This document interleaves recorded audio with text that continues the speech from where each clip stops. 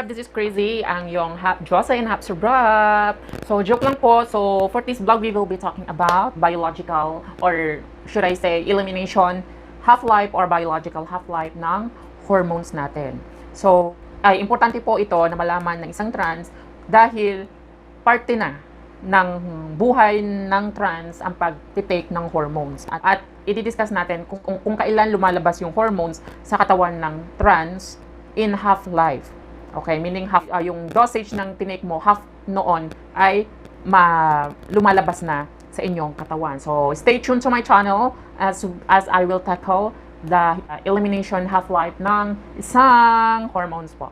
Okay, bago po tayo magsimula sa ating tatalakayin, let me divulge first my disclaimer that I'm not a doctor. This is not a prescription of the doctor. So, I would encourage you to consult an endocrinologist for proper prescription po ng inyong hormones. But like what I've said, we are here in the Philippines and other Asian countries are often to do self-medication. So, I am doing this video para po magkaroon ng guide yung mga nagsi-self-medication na mga trans po. Okay? By abiding the biological half-life or the elimination half-life po. But again, I would encourage you to consult an endocrinologist po. So, yun po yung aking gustong sabihin sa inyo. I am not encouraging self-medication also. Okay? So, bago pong lahat, let's define ano bang meaning ng elimination half-life or biological half-life. Ito po it refers to the natural cleansing of the body through the liver, through the excretion of the measured substance through the kidney and intestine. So, sa madaling salita, ito po yung pag-measure ng mga tinitake natin, for example, the drugs, the hormones, the metabolites, and others, okay, kung kailan ito lumalabas sa katawan ng tao in half concentration. Elimination meaning removal. Half-life meaning half concentration. So, pagsamahin nyo, ito, the removal of half concentration ng dosage ng hormones na tinake nyo ay lumalabas sa inyong katawan. Ganun po yon. Ganun po yung paliwanag doon. Ito po ay importante na malaman nyo, lalo na sa mga nag-overdose dyan, yung feeling nila na pag nag-take sila in one day is kinabukasan is wala na agad yung hormones na tinake nila kahapon. So, importante din po ito sa mga, lalo na sa mga seller, para mag-guide nyo yung mga bumibili sa inyo. At importante din ito sa pag-take nyo ng hormones. Okay? Para malaman nyo kung kailan lumalabas yung hormones sa katawan nyo in half-life lang po. Para iwas tayo sa pag-overdose. Kasi yung mga ibang trans, take lang ng take, nag-inject sila ngayon o nag-take sila ngayon, kinabukasan wala na agad yung hormones na tinake nila. So, mali po yung pag-iisip na ganon. Dahil meron pong a certain time o certain days na nag-i-stay po yung hormone sa katawan at certain time, certain days po na yung half ng dosage na tinake mo is nawawala na po sa katawan ng tao o katawan ng trans. Kasi we are talking about hormones ngayon. So, guys, since umpisan na to, mga kadyosarap, umpisan po natin sa ethinyl estradiol containing hormones. Ito po yung makikita sa lady, sa trans, Marvelon, sa OC35, sa Althea, sa Dayan, and Proxexol. Ito po yung may content na ethinyl estradiol at ang elimination half-life po nito is 7 to 30 hours. An example nito is kapag nag-take ka ng 3 micropills, 3 tablets of micropills, this is almost tantamount to 1 milligram. Pagdating ng 7 hours, nag-i-start na po mag-remove ng hormones sa katawan ng tao until 36 hours. So, from 7 to 36 hours, 0.5 ng 1 milligram ay umaalis na sa katawan ng tao. So, but don't worry po, after 36 hours ay meron pa ring natitirang hormones. Yung 0.5 ay natitira pa. So, another 36 hours again para ma-excrete o para maalis sa katawan ng tao yung tinake mong hormones. So, another is the estradiol benzoate. Ito po ay makikita sa pinokinon, sa duoton, at sa merch. Yung po yung tinatawag na, yung sinasabi ng yellow tusha. So, ang elimination, half-life po nito, since injectable po ito, is within 2 to 5 days po. So, ganun yon.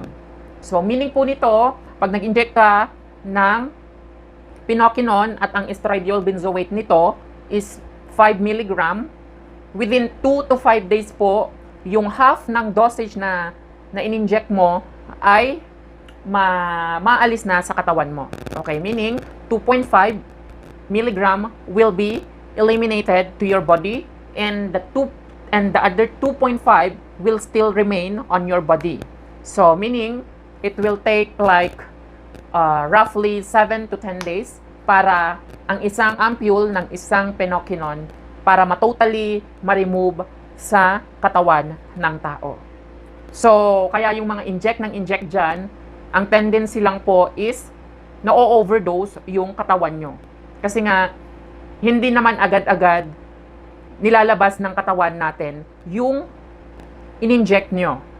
It will take like 2 to 5 days for the half ng in-inject nyo and another like 10 days, 7 to 10 days para totally mailabas ng katawan nyo yung in-inject nyo.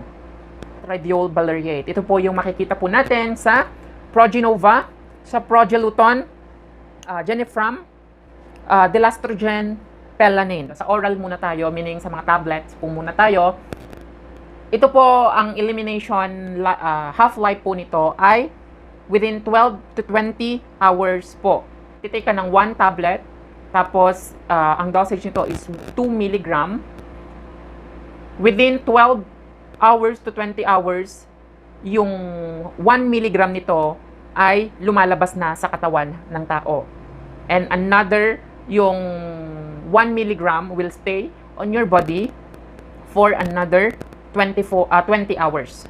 More or less, lalabas yan within 2 days. More or less, yun. Okay? So, another is, sa mga injectables naman, like the Genipram, the Progenon, Pelanin, tsaka Delastrogen, and etc. Ito po, ang elimination half-life po nito is within 4 to 5 days po. Yun po yung elimination half-life. Pero kasi, ang duration of action, for example, it depends to the milligrams po. So, 5 milligram yung in-inject mo, the duration of action nito ay tumatagal, okay, ng 7 to 8 days. Yun po yung tinatagal nito sa katawan ng tao. Okay? But, nilalabas na nito during 4 to 5 days po. So, yung mga nag-i-inject dyan ng weekly, pwede naman po. Okay? Kapag naman nag-inject ka ng 10 milligrams, okay, yung duration of action, kung kailan nag-i-stay po yung in-inject mong, like for example, is Pelanin, Progenon, and Genipram, and Delastrogen, ay nag-i-stay po ito sa katawan within 10 to 14 days. Pero, nag-uumpisa na po itong lumabas during 4 to 5 days po. Yung mga nag-i-inject ng every 5 days, pwede naman. Yung nag-i-inject ng every week is pwede naman. Nag-i-stay yung in-inject mo within 14 days po. Okay, para maliwanagan kayo ng mabuti, for example, ang in-inject mo is Pelanin. Okay, ito po ay merong 10 milligrams. So, within 4 to 5 days, half ng 10 milligrams o 5 milligrams ay lumalabas na po sa katawan. But the other 5 milligrams will stay until 10 to 14 days po. Ganun po. So, the next one is estradiol cypionate. Okay? Yung mga brand name nito is Depo Estradiol, Depo Femin and Estrodet. Okay, injectable din po ito. Okay, ang elimination half-life po nito is within 8 to 10 days. So, next tayo is estradiol hemarate. Okay, ito naman po ay an example of this is the estrofem. At kapag ang oral nito, kapag tinake mo ito, diretso, elimination half-life nito is 13 to 20 hours. Meaning po, kapag nag-take ka ng, for example, nag-take ka ng estrofem, that is 2 milligrams po, within 13 to 20 hours, mawawala na po yung half noon, which is 1 milligram, and the 1 milligram will stay on your body. Kapag naman sublingual, pag sublingual naman, ang pagtitake mo ng estrofem, meaning ng sublingual, ay tinake mo sa ilalim ng dila, lumalabas po yung half ng tinake mo 8 to 18 hours po. Bakit po magkaiba yung elimination half-life ng dalawa, ng oral and the sublingual? Kasi po, sa oral po kasi is, mas matagal po kasi ang absorption ng oral unlike sa sublingual. So, kapag sublingual po, again, mas mabilis po yung pag-absorb nito sa katawan natin. So, meaning kapag mabilis yung pag-absorb nito, mabilis din po yung paglabas ng half-life nito sa katawan ng tao. So, another thing is the conjugated estrogen.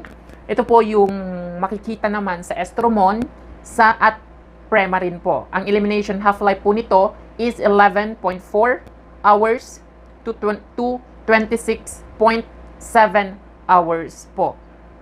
Ganun po yon. So, meaning po, pag nag-take po kayo ng 1 premarin po, 1 tablet of premarin po, that is like 0.625 milligrams, if I'm not mistaken. Half po nun, during 11.4 hours to 26 hours ay lumalabas na po sa katawan ng tao, meaning 0.312 something ay lumalabas na po, and the other half like 0.312 something ay matitira po sa katawan ng tao. And guys, dumako naman tayo ngayon sa mga anti-androgen. So the first one is spironolactone, na makikita sa heels, sa lactone, sa aldactone po. So ang elimination half-life po nito is 1 hour and 4 minutes to 16 hours and 5 minutes po. Okay? For example, nag-take ka ng heels na 50 milligram po. During 1.4 hours po to 16.5 hours po, ang half po nun, like that, the 25 milligram will be eliminated na sa katawan mo. And the other 25 milligram will be staying back to your body, and it will take like 2 days then. Almost 2 days then para ma-eliminate yung spironolactone, yung heels and the aldactone sa inyong katawan po. Tumako naman po tayo sa cyproterone acetate. Anong brand ng mga anti-androgen ang meron nito is Androcur. Yung HRT naman na merong cyproterone acetate ay ang Althea, Dian, and OC35. This Althea, Dian, and OC35 ay combined hormones na with ethinyl estradiol and the cyproterone acetate po. So, ano ang elimination half-life po nito? O mag-focus muna tayo sa Androcur. Ang elimination half-life ng Androcur ay, example is the oral. Yung oral is 1 day and 6 hours to 4 days and 3 hours po. Doon pa lang nagkakaroon ng paglabas ng cyproterone acetate sa katawan ng tao. Kapag injectable naman po is 3 days to 4 days and 3 hours po. So, example po, nagtitake ka po ng Androcur tablets po. That is, sabihin na natin 12.5 milligrams po. Kasi 1/4. Kasi mostly, ang sinasabi ko lang, 1/4 tab ng 50 milligrams yung iti-take. So, most probably nasa 12.5 milligrams yon. So, yung 6 0.2 something ay lumalabas na sa katawan ng tao ng 1 day and 6 hours until 4 days and 3 hours po. Ganun po. And the remaining 6.2 something will stay on your body. So, most probably, an androcore ay lalabas sa katawan mo, o yung total intake mo, most probably lalabas yun ng lahat-lahat by like 8 days na. Another is finasteride. Okay? Ang finasteride is, ang brand name is Proscar Profesia. Okay? Ang elimination half-life nito is 5 to 6 hours po. Ganun po yung elimination half-life. Then another is belacutamide po. Okay? Ang elimination half-life po nito is 7 to 10 days po. So, dumako naman tayo sa mga progesterone. So, the first one is hydroprogesterone. Ito po yung mga progesterone ng proluton. Okay, ang elimination half-life po nito is 7 days, meaning 7 days and 8 hours. Ganun po yung elimination half-life po. Then, yung medroxyprogesterone po is Depo-Vera and Depo-Tras. Okay, kapag in-inject po ito, IM, ang elimination half-life po nito is within 50 days po. So, ganun po. Then, another is levonorgestrel. Ito yung progesterone ng trust pill. Okay, ang elimination half-life po nito is 24 to 32 hours po. Another is norihesterone na ang progesterone nito is the micropill is 5.2 to 12.8 hours po. And the other is desogestrel. Makikita sa Marbilon, ito ang elimination half-life po nito is 1.5 hours. Okay, meaning 1 hours and 5 minutes po. So, yan guys, kung i-base natin sa mga sinabi kong timeline, mga days, hours po, umpisan natin sa ethinylestradiol sa mga sa mga gumagamit dyan ng micro, Peme, Tras, Dayan, Altea, Prosexol po. Kapag nag-take po kayo, you can take this every day or you can also take every other day. Pwede naman. Sa estradiol benzoate, dahil ito ay nag-eliminate until the 5 days po, pwede po kayong mag-inject ng every 5 days po para masustain nyo yung concentration ng estrogen sa katawan ninyo. Okay, kasi half noon is nawala na, yung half is meron pa. So, you can inject every 5 days or you can also inject every week po. Pwede naman yon. So, another is the estradiol valeriate. Yung mga, sa oral muna tayo, sa Progenova and Progeluton po, since ito, yung half nito is nawawala na within 20 hours, you can take daily or you can take every other day. Sa mga injectables naman, like the Progenon, the Genipram, the Lastrogen, and Pelanin, pwede nyong i-inject every weekly po. Pwede po yon. Inject also yung Progenon, Genipram, the Lastrogen, and Pelanin every 10 days. Pwede naman yon. Or every week or every 10 days. Okay, estradiol cypionate naman is pwedeng every 10 days ang pag-i-inject. So, yung estradiol hemarate naman, yung estrofem, okay, pwedeng every day or every other day. Then, yung conjugated estrogen naman, you can take yung Premarin estromon every day or every other day. Pwede yon. So, ang spironolactone naman, like the Hills, the lactone, and the aldactone, you can take every day.